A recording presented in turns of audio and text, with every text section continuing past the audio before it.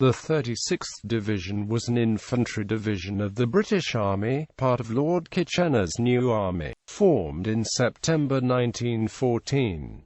Originally called the Ulster Division, it was made up of members of the Ulster Volunteer Force, who formed 13 additional battalions for 3 existing regiments: the Royal Irish Fusiliers, the Royal Irish Rifles and the Royal Inniskilling Fusiliers. The division served on the Western Front as a formation of the British Army during the Great War. The division's insignia was the Red Hand of Ulster. Origins: the Ulster Volunteers were a unionist militia founded in 1912 to block Home Rule for Ireland. In 1913, they organised themselves into the Ulster Volunteer Force to give armed resistance to the prospective Third Home Rule Act, with the rival Irish Volunteers being formed by nationalists in response. Outright civil war in Ireland seemed possible. However, the outbreak of World War I intervened. The act was put in abeyance until after what was expected to be a short war. Formation history: the 36th Division was commanded by Major General Oliver Nugent from 1915 to 1918. The 36th was one of the few divisions to make significant gains on the first day on the Somme. It attacked between the Ancre and Thiepval against a position known as the Schwaben Redoubt. According to military historian Martin Middlebrook, the leading battalion's division had been ordered out from the wood just before 7:30 am and laid down near the German trenches. At 0 hour the British barrage lifted. Bugles blew to advance. Up sprang the Ulstermen and, without forming up in the waves adopted by other divisions, they rushed their German front line.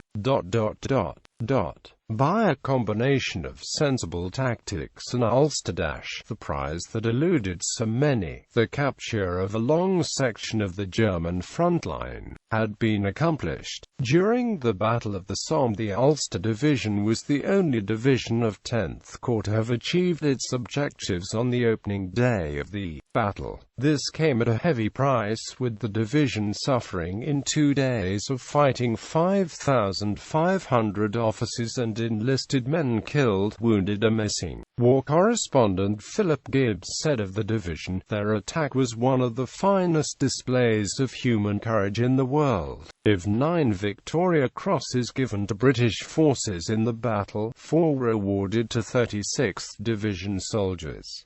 36th Ulster Division, Somme, Thiepval. Somme Thiepval, as a battle memorial, commemorates the 1916 Anglo-French offensive on the Somme. It pays tribute and respect for those who died where it stands and is the biggest British war memorial to the missing of the Western Front, both in physical size and the numbers it commemorates.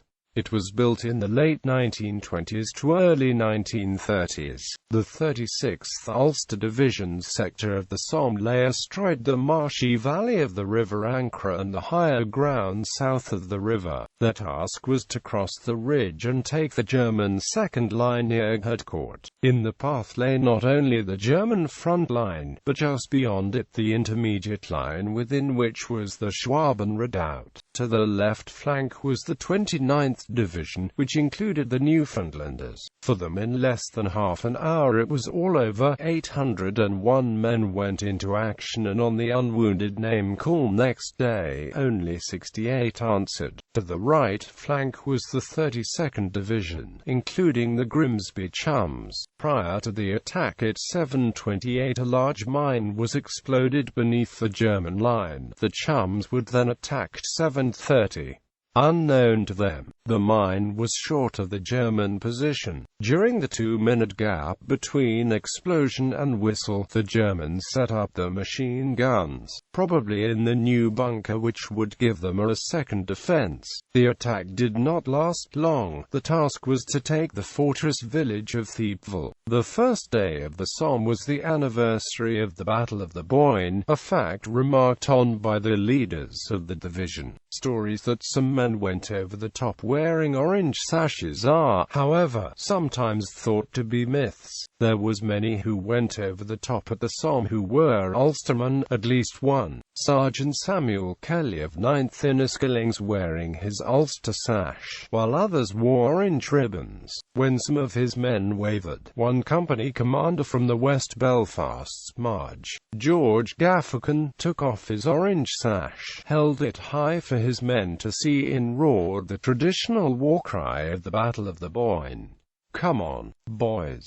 No surrender." On the 1st of July, following the preliminary bombardment, the Ulstermen quickly took the German front line, but intelligence was support that, with the rest of the division attacking under creep bombardment, the Ulstermen would have come under attack from their own bombardment at their German first line. But they still advanced, moving to the crest so rapidly that the Germans had no time to come up from their dugouts. In the Schwaben redoubt, which was also taken, so successful was the advance that by 10 o'clock some had reached the German second line. But again they came under their own barrage, not due to finish until 10:10. However, this successful penetration had to be given up before nightfall, as it was unmatched by those at its flanks.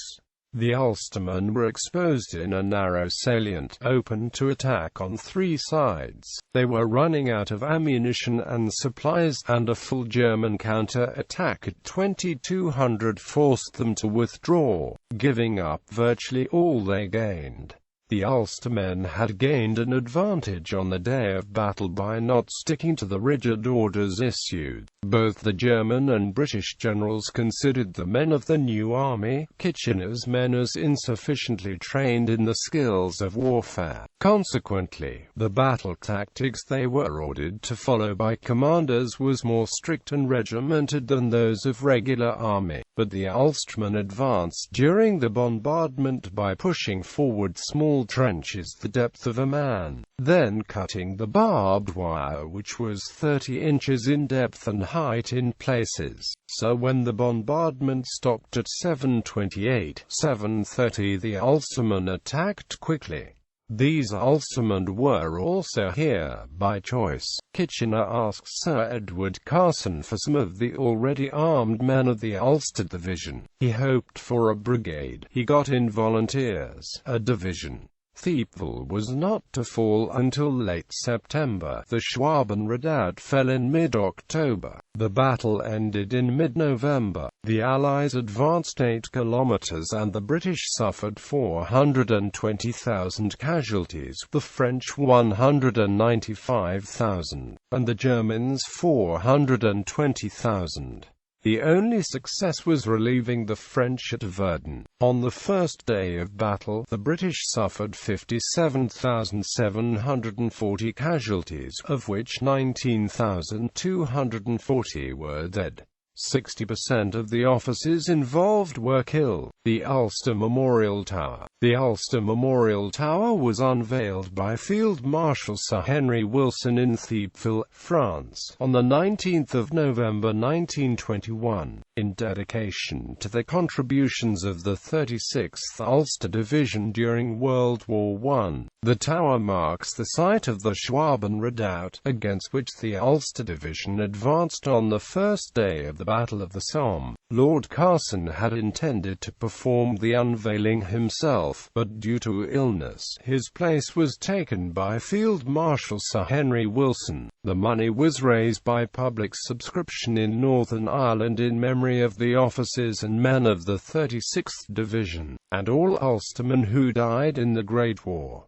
The tower itself is a replica of Helen's Tower at Clandeboy, County Down. It was at Helen's Tower that the men of the then newly formed Ulster Division drilled and trained on the outbreak of World War I. For many of the men of the 36th Division, the distinctive sight of Helen's Tower rising above the surrounding countryside was one of the last abiding memories of home before their departure for England and, subsequently, the Western Front. Victoria Cross recipients. In total, 9 members of the 36th Division were awarded the Victoria Cross. Captain Eric Norman Frankland Bell, 9th Battalion, the Royal Inniskilling Fusiliers, died 20 years old, the 1st of July 1916, Battle of the Somme. 2nd Lieutenant James Samuel Emerson, 9th Battalion, the Royal Inniskilling Fusiliers, died 22 years old, the 6th of December 1917, Levaquerie. Lance Corporal Ernest Seaman, 2nd Battalion, the Royal Inniskilling Fusiliers, died 25 years old, the 29th of September 1918, Tehand, Belgium. Fusilier Norman Harvey, 1st Battalion, the Royal Inniskilling Fusiliers, awarded for actions during the 25th of October 1918 in Goegem, Belgium. 2nd Lieutenant Edmund de Wind, 15th Battalion, the Royal Irish Rifles,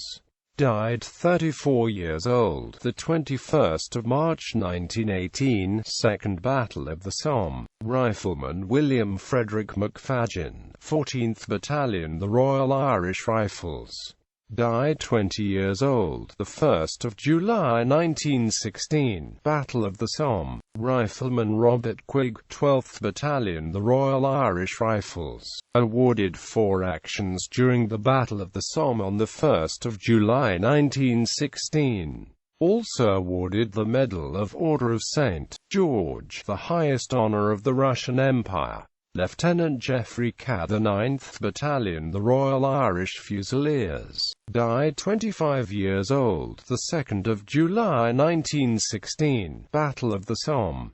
Private Robert Morrow, 1st BTN Royal Irish Fusiliers, died 23 years old, the 26th of April 1915, Battle of Messines. Commendations. Captain Wilfred Spender of the Ulster Division's HQ staff after the Battle of the Somme was quoted in the press as saying, "I'm not an Ulsterman, but yesterday, the 1st July, as I followed their amazing attack, I felt that I would rather be an Ulsterman than anything else in the world. My pen cannot describe adequately the hundreds of heroic acts that I witnessed." The Ulster Volunteer Force, from which the division was made, has won a name which equals any in history. The devotion deserves the gratitude of the British Empire, and the Ulster Division has lost more than half the men who attacked and, in doing so, has sacrificed itself for the Empire which has treated them none too well. The devotion, which no doubt has helped the advance elsewhere, deserved the gratitude of the British Empire. It is due to the memory of these brave fellows that the beloved province shall be fairly treated. After the war, King George V paid tribute to the 36th Division, saying, "I recall the deeds of the 36th Division, which have more than fulfilled the high opinion formed by me on inspecting that force on the eve of its departure from the front. Throughout the long years of struggle, which now so gloriously ended, the men of Ulster have proved how nobly they fight and die."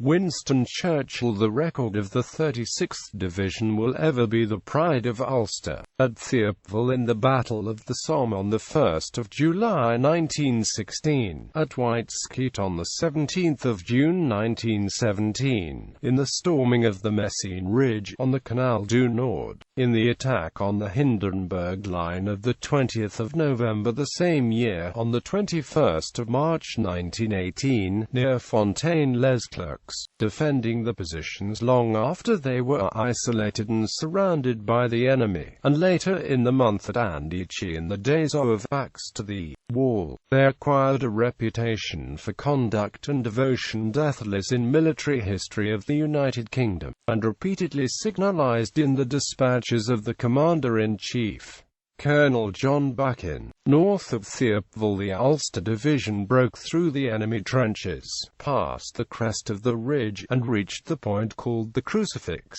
in rear of the first German position. For a little while they held the strong Schwaben redoubt. Enfiladed on three sides, they went on through successive German lines, and only a remnant came back to tell the tale. Nothing finer was done in the war. The splendid troops drawn from those volunteers who had banded themselves together for another cause, now shed the blood like water for the liberty of the world. Richard Doherty, whether town dweller, a country lad, volunteer, a regular officer or other rank, Catholic or Protestant, the sons of Ulster knew a comradeship and a trust in adversity that should be a lesson to us all. Order of Battle. 107th Brigade 15th Battalion, the Royal Irish Rifles. 8th Battalion, the Royal Irish Rifles. 9th Battalion, the Royal Irish Rifles. 10th Battalion, the Royal Irish Rifles. 1st Battalion, the Royal Irish Fusiliers. 1st Battalion, the Royal Irish Rifles. 2nd Battalion, the Royal Irish Rifles. 107th Brigade Machine Gun Company, 107th Trench Mortar Battery. On the 29th of August 1917, the 8th and 9th Battalions of the Royal Irish Rifles amalgamated to form the 8th 9th Battalion, which disbanded on the 7th of February 1918. Between the 6th of November 1915 to the 7th of February 1916, the brigade swapped with the 12th Brigade from the 4th Division. 108th Brigade 9th Battalion, the Royal Irish Fusiliers. 12th Battalion, the Royal Irish Rifles. 2nd Battalion, the Royal Irish Rifles. 11th Battalion, the Royal Irish Rifles. 13th Battalion, the Royal Irish Rifles. 1st Battalion, the Royal Irish Fusiliers. 108th Brigade Machine Gun Company. 108th Trench Mortar Battery. In August 1917, the 11th and 13th Battalions of the Royal Irish Rifles amalgamated to form the 11th 13th Battalion, which disbanded in February 1918. 109th Brigade 9th Battalion, the Royal Inniskilling Fusiliers. 10th Battalion, the Royal Inniskilling Fusiliers. 11th Battalion, the Royal Inniskilling Fusiliers. 14th Battalion, the Royal Irish Rifles. 1st Battalion, the Royal Inniskilling Fusiliers. 2nd Battalion, the Royal Inniskilling Fusiliers. 109th Brigade Machine Gun Company. 109th Trench Mortar Battery. Battles. Battle of Cambrai. Battle of Messines. Battle of the Somme. 3rd Battle of Ypres. 4th Battle of Ypres. Battle of Courtrai. Commanders: 1914 1915 Major General C.H.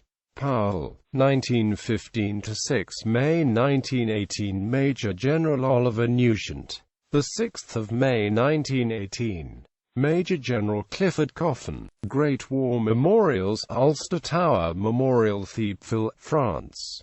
Irish National War Memorial Gardens, Dublin. Island of Ireland Peace Park, Messines, Belgium. Menin Gate Memorial, Ypres, Belgium.